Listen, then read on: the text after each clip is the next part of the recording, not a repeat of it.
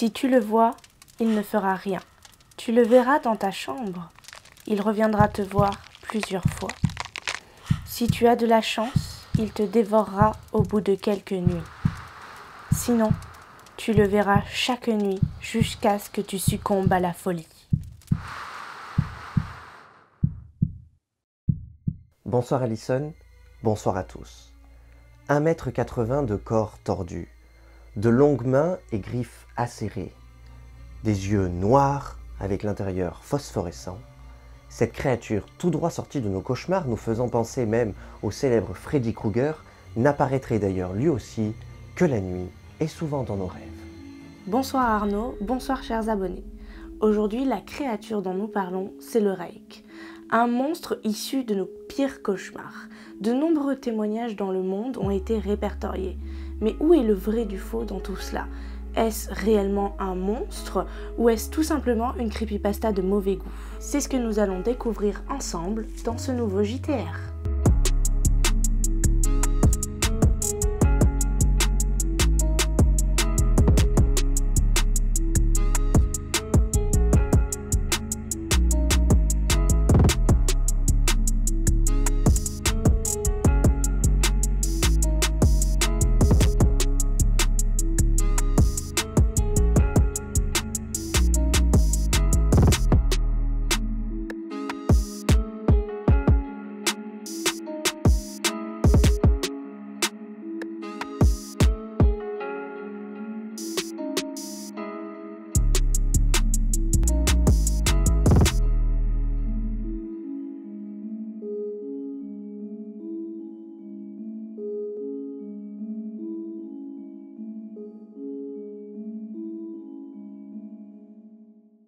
Pour commencer, nous allons nous focaliser sur la description même du fameux Reik.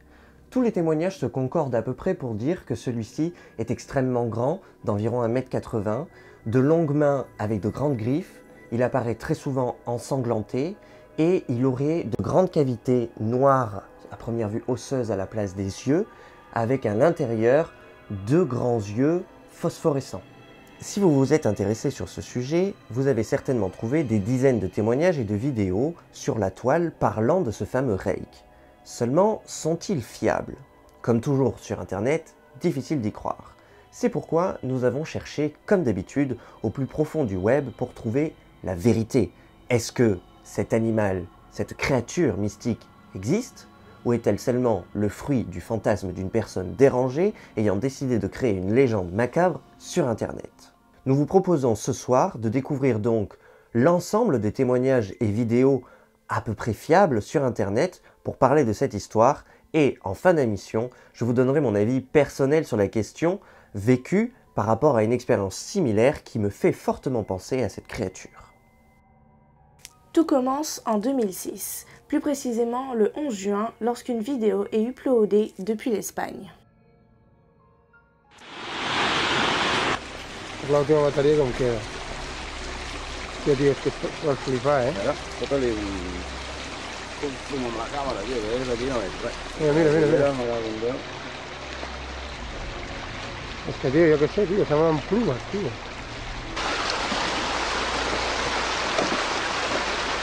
¿Vas o no?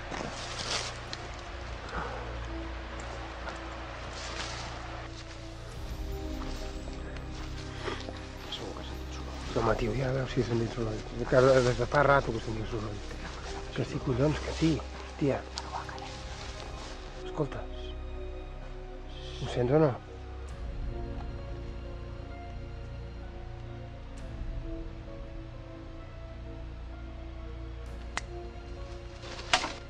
Puta, tio. Va, corre, corre, tia, va!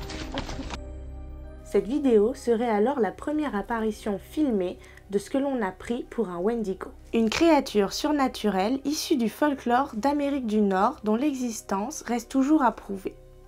Par la suite, il fut associé à un mot que personne ne connaît, le Reik. C'est à ce moment que tout commence. Un groupe de 4 personnes décide de se dédier corps et âme à la découverte de ce monstre. Leurs nombreuses recherches nous mènent à un carnet de bord d'un marin datant de 1680, dont les dernières pages sont plus que troublantes.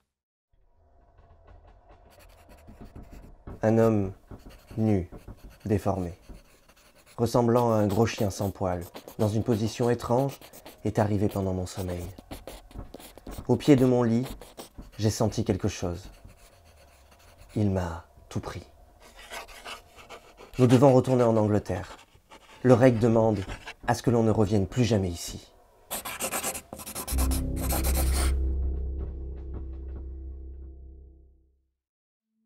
Il s'agit là des dernières phrases écrites sur le journal. Tout le reste n'est que page blanche. Nous ne savons pas ce qui est advenu du capitaine et des matelots. A-t-il fini par tous les tuer? Le capitaine était-il simplement fou? Ou simple canular, exprimé sur la toile dans un faux journal de bord? Pour l'instant, nous n'avons aucune information sur ce sujet. Si cette première partie vous a déjà fait froid dans le dos, eh bien vous n'êtes pas au bout de vos surprises. Nous allons nous attarder sur un mystérieux témoignage retrouvé par nos 4 protagonistes qui nous amène en Espagne en 1890. Pour que cela soit plus clair pour vous, Alison vous fera une traduction exacte en français le plus proche. Me enfrenté a la cosa más terrorífica. La más terrorífica del mundo. Tuve la experiencia más terrorífica. Veo sus ojos cuando cierro los míos. Son fosforescentes, negros. Me ven y me atraviesan su mano morada. No dormiré más. Ce qui signifie « J'ai fait face à la chose la plus terrifiante du monde. J'ai connu la plus horrible et terrifiante des expériences. Je vois ses yeux quand je ferme les miens. Ils sont phosphorescents, noirs. Il me voit et me transperce. Sa main mouillée, je ne dormirai plus. Sa voix.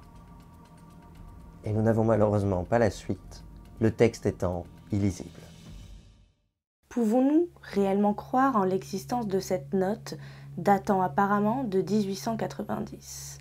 Aucune trace de cette note dans sa langue originale, l'espagnol, n'a été trouvée. Elle a seulement été trouvée en anglais. Cela veut dire que le texte aurait été traduit une première fois. Grâce à mes compétences en espagnol, j'ai pu voir que la traduction était incorrecte, grammaticalement sûrement. J'ai d'abord effectué une première traduction en espagnol moins hasardeuse pour ensuite la retraduire en français. Imaginez-vous donc à quel point le texte a pu être modifié si jamais il a réellement existé. Effectivement, cela rend donc la véracité de ce témoignage plus que troublant. Nous allons donc partir maintenant dans un nouveau témoignage où la barrière linguistique ne sera pas un frein à la compréhension totale. Nous partons donc en 1964, où une boîte fut apparemment retrouvée avec à l'intérieur une lettre contenant un tragique témoignage. La voici. Alors que je m'apprête à mettre fin à mes jours, je ressens le besoin de laisser quelques mots à mes proches. Je dois me décharger de ma souffrance et ma culpabilité envers cet acte. Ce n'est la faute de personne d'autre que lui. Une fois, je me suis levé et j'ai senti sa présence. À un autre réveil, j'ai vu sa forme. À un autre, j'entendais sa voix et regardais dans ses yeux. Je ne dors plus sans peur de ce qui pourrait subvenir. Je ne dors plus. Adieu. C'est au sein de cette même boîte que nos enquêteurs ont trouvé 2 lettres. Une adressée au nom de William, une adressée au nom de Rose, ainsi qu'une lettre sans nom. Ma chère Lini, j'ai prié pour toi, il a dit ton nom. Aucune information ne permit de trouver William, Rose et encore Lini. Toutefois, ce n'est pas le plus étrange. Un témoignage extrêmement complet datant de l'été 2003 a été trouvé. Le voici, détaillé par nos soins. Il y a 3 ans, je revenais d'un voyage aux chutes du Niagara avec ma famille pour le 4 juillet. Nous étions tous très fatigués après une longue journée de conduite. Alors, mon mari et moi avions mis les enfants au lit et nous avons fait de même. Vers 4 heures du matin, j'étais réveillé. Je me suis dit que mon mari était aux toilettes. J'en ai profité pour tirer les draps de mon côté, mais il était en fait couché. Et cela l'a réveillé.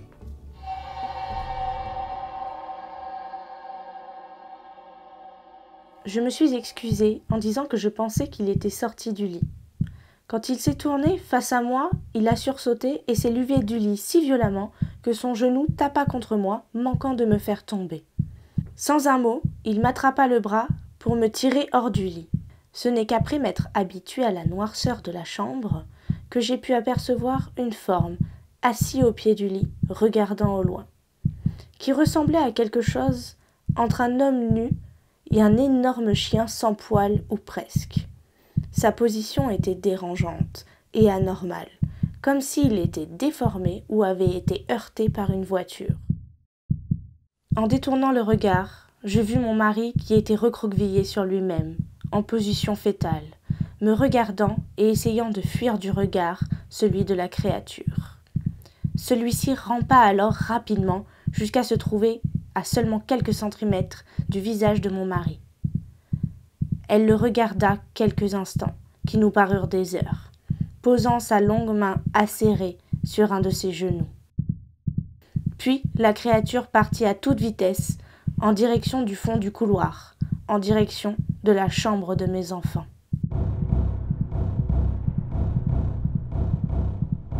Prise de conscience, certainement, de mon instinct maternel, je courus pour parer la route à ce monstre et allumer la lumière. C'est alors que je le vis distinctement. Il était couvert de sang. Avant que je ne réagisse à cette vision d'horreur, la créature fuit par les escaliers, me laissant alors apercevoir ma fille dans un bain de sang au fond du couloir.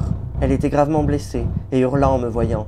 « Maman, c'est le monstre, c'est le Reik !» Le Reik? Où avait-elle entendu ce nom? Je pris ma fille sous le bras pour la mener aux urgences avec mon fils.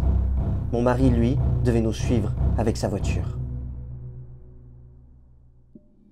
Malheureusement, ma fille ne survécut pas à ses blessures, et mon mari fut porté disparu, sa voiture retrouvée quelque temps plus tard près d'un lac. Je ne le revis plus jamais. La police et les médias le cherchèrent, mais sans succès. Quelque temps plus tard, ou plutôt des mois, en quête de réponse, alors que je vivais non loin de notre ancienne maison avec mon fils, je pris contact avec un homme qui me certifiait avoir vécu une expérience similaire. Celui-ci connaissait apparemment 2 autres personnes à New York qui disaient avoir vu le monstre, le Reik, assassin de ma fille. C'est donc au bout de 2 années de recherche que nous 4, nous avons trouvé énormément de témoignages similaires, et même un petit journal faisant la mention du monstre en première page avant de ne plus jamais en parler. Nous avons également trouvé un carnet appartenant à un marin ou capitaine peut-être, qui raconte sa rencontre avec le Reik, exigeant de leur départ, mais c'est la dernière page du carnet. C'est une impasse.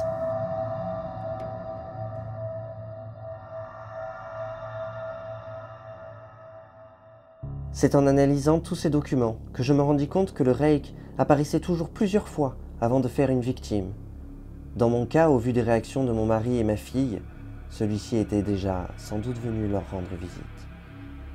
J'appris aussi que dans certains cas, le Reik pouvait parler à ses victimes. Qu'aurait-il bien pu dire à mon mari ou ma fille?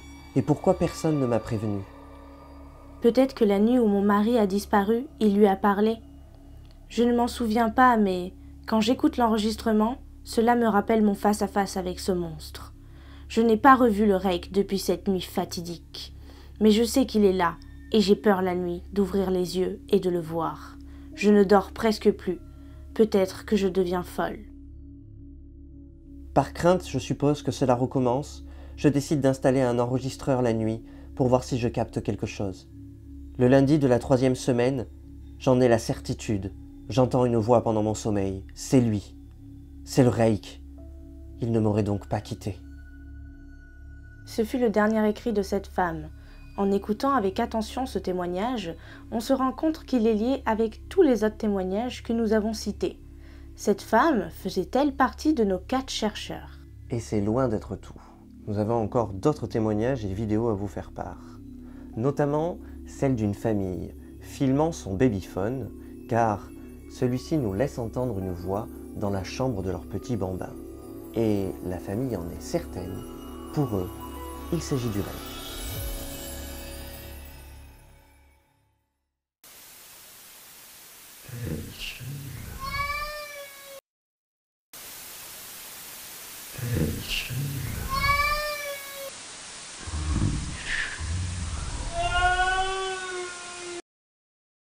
Bien sûr, rien ne prouve qu'il s'agit du reik, mais à en entendre ce qu'il se passe pendant la vidéo, nous comprenons bien les peurs de cette famille.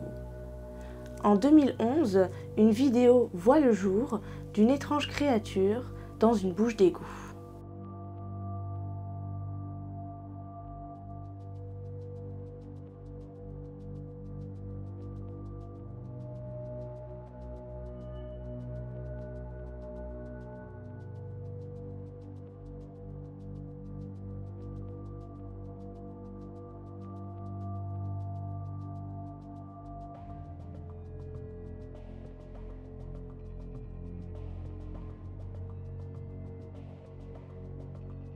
Cette vidéo a fait énormément polémique et elle a tourné partout. Si bien que des chercheurs, à première vue proches de la zone concernée, auraient un nombre de preuves incalculables permettant de discréditer celle-ci. En effet, une chaîne de télévision affirme que dans des petites bouches d'égout comme celle-ci, il se trouve souvent des marsupiaux qui viennent dans ces bouches d'égout car la nourriture y est facile d'accès. Sightings of some kind of animal. After reviewing the footage, they concluded that it certainly didn't look like a typical sewer cat. He also said that the animal could possibly be a domestic pet or an animal which had escaped from the zoo. So was it the rake? Was it an alien or just a hoax?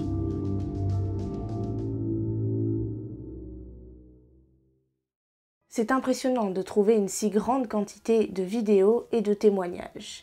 Mais cela, bien évidemment, n'a pas lieu sans raison. Il s'agit en réalité d'une creepypasta malheureusement bien noire qui a eu lieu sur le site 4chan. Effectivement, l'intégralité de toutes ces sources serait alors entièrement du fake.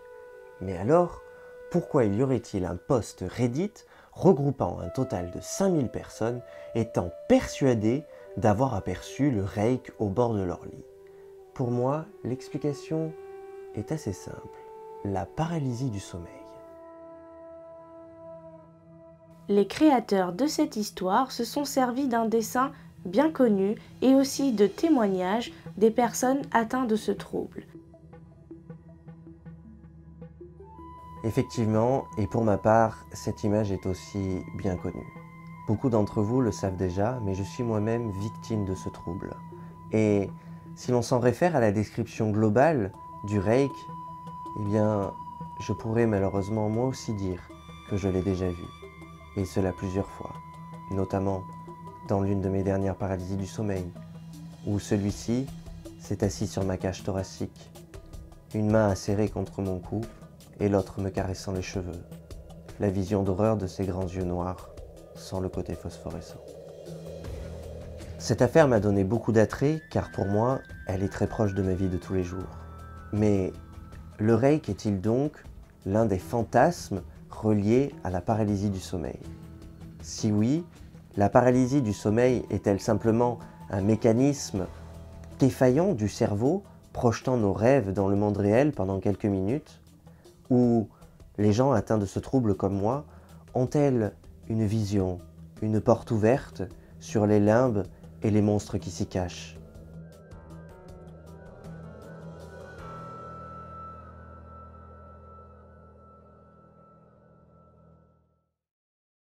C'est la fin de cette émission. Si celle-ci vous a plu, n'hésitez pas à la partager et à commenter tout en nous disant ce que vous en avez pensé. En effet, cette histoire de reik est-elle bien réelle ou est-elle issue simplement d'une creepypasta? Et qu'advient-il des personnes atteintes de la paralysie du sommeil? C'est malheureusement sur toutes ces questions que nous allons vous laisser, car d'autres histoires, plus mystérieuses et sombres les unes que les autres, nous attendent. Nous vous disons à bientôt dans un nouveau JTR.